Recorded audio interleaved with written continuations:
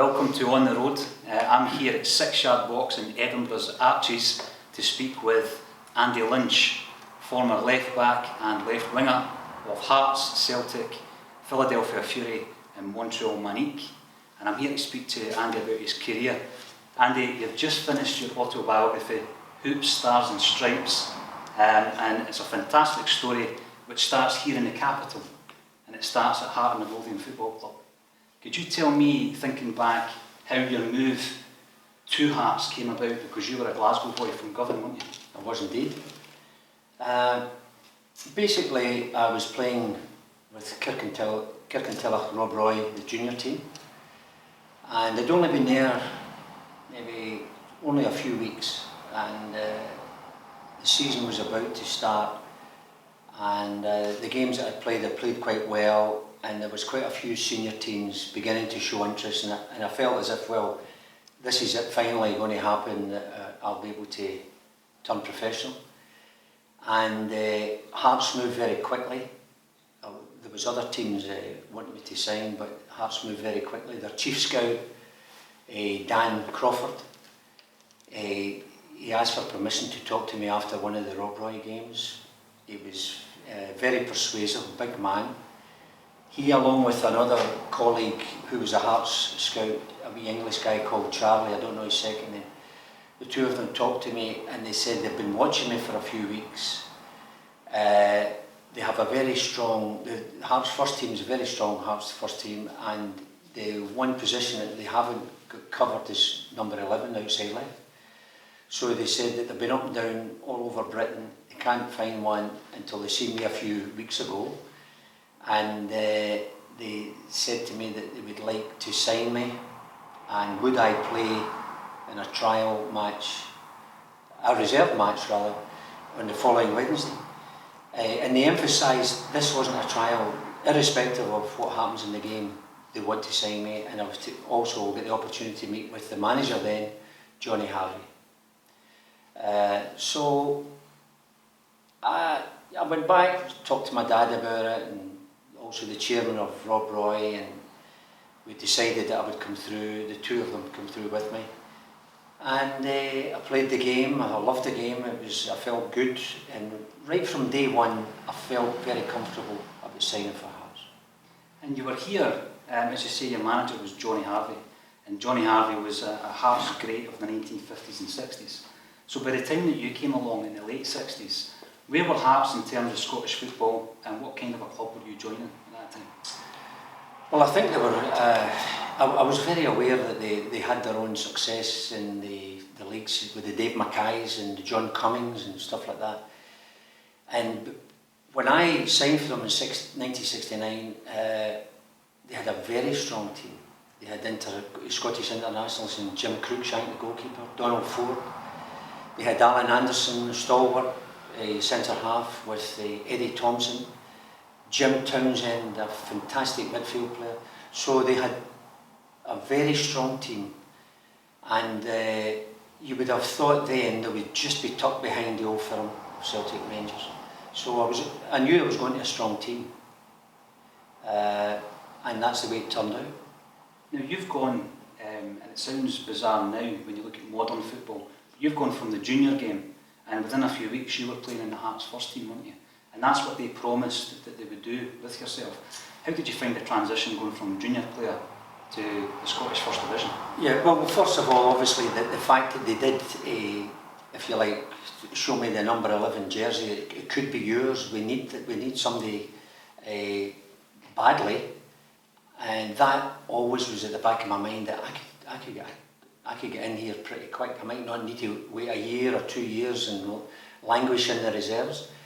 And that was one of the reasons that I certainly opted for them. But they were true to their word.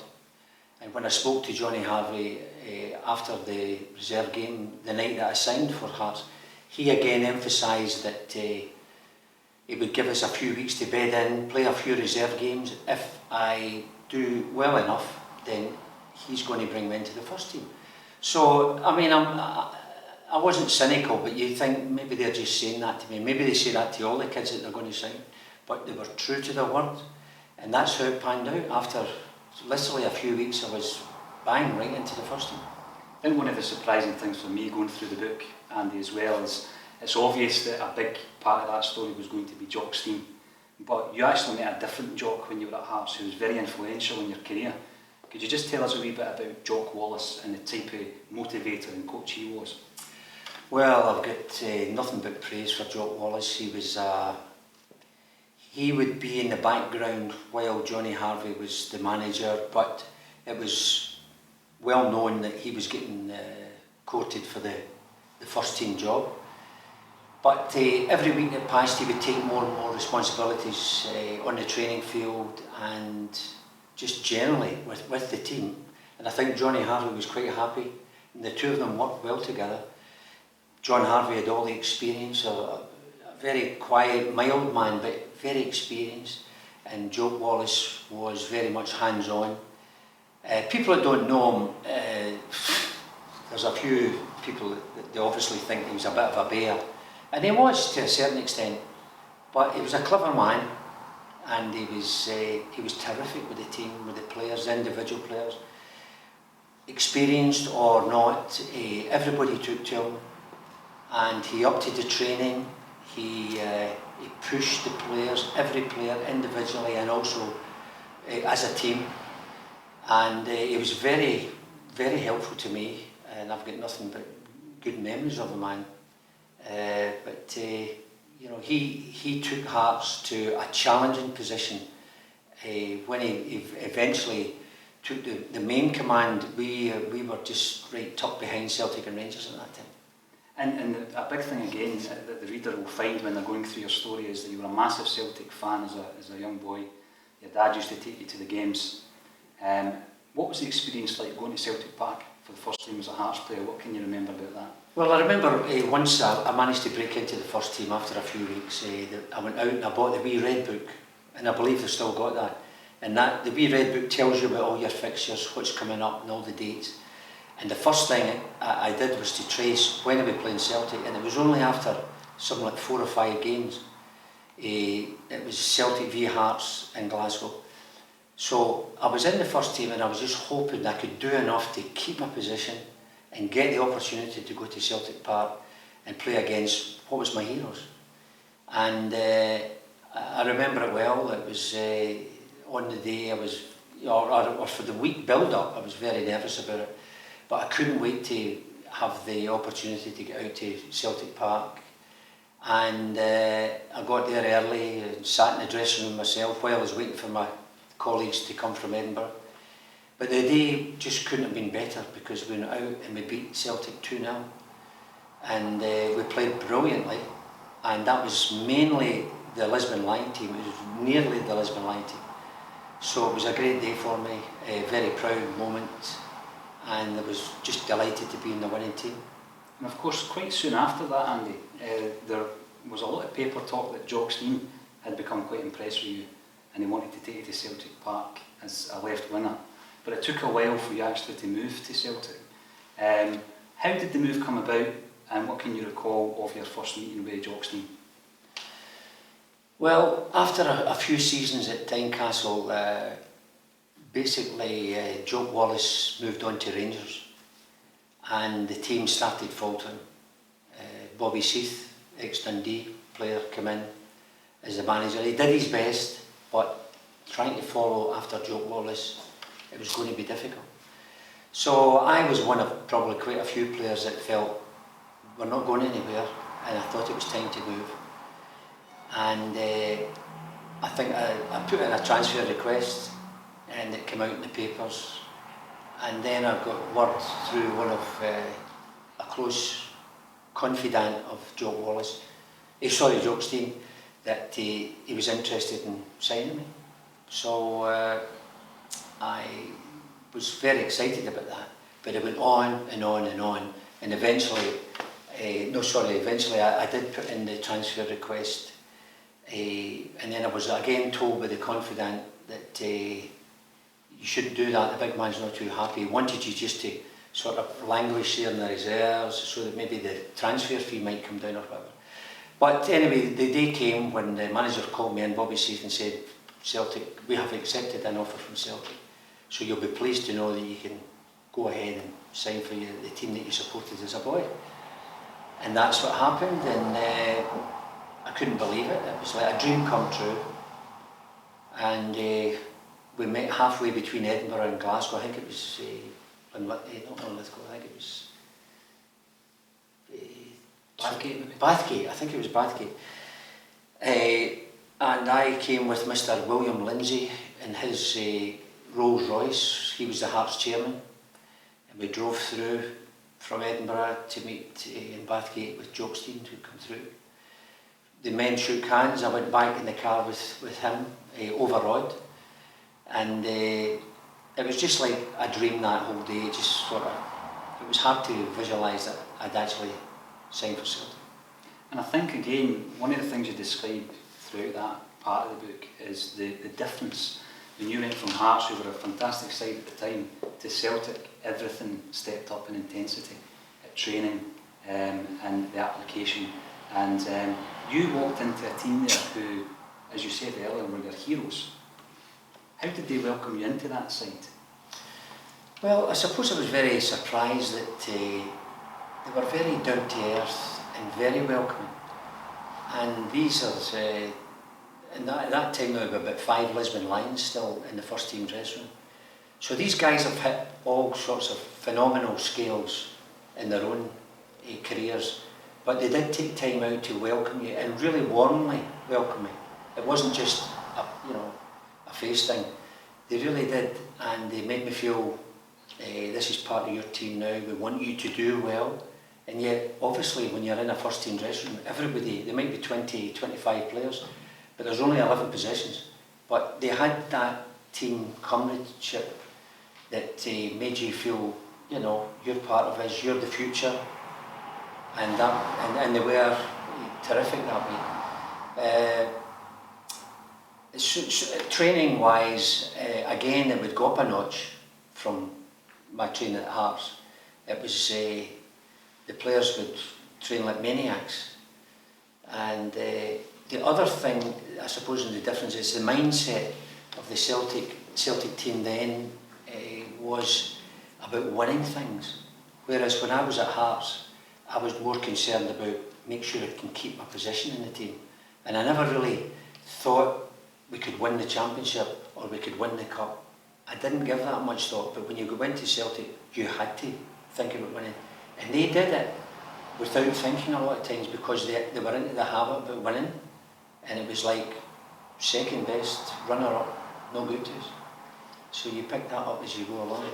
You joined in February 1973, so Celtic were coming to the end of the 9-0 era, Andy, and you joined, as you say, a team that had quite a few Lisbon Lions in there, but you had some of the Quality Street gang coming through as well.